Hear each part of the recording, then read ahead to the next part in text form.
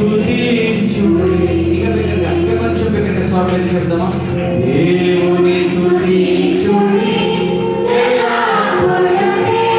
కిందలో వారందరూ స్వరం ఎత్తి పాడతారు. ఆయన సన్నిధిలో చేతులు పైకెత్తి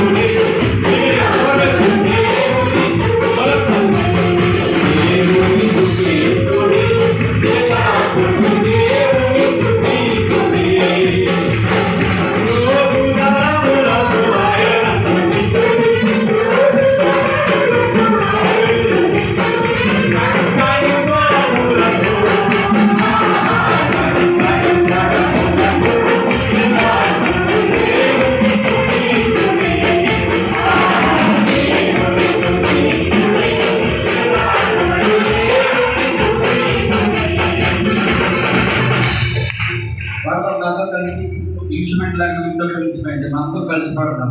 ప్రోగుతలములతో దగ్గరగా ప్రోగుతలములతో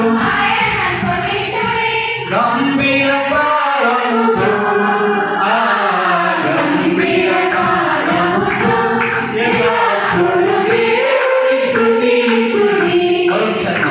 సన్నాతంతుల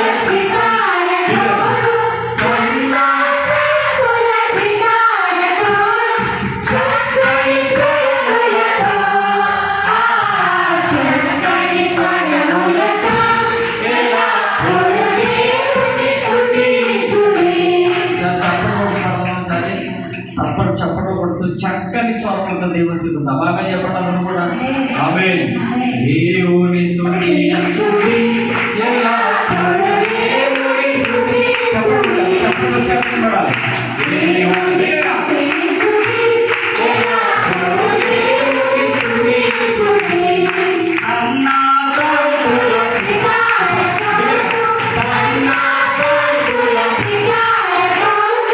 చక్కని స్వరములతో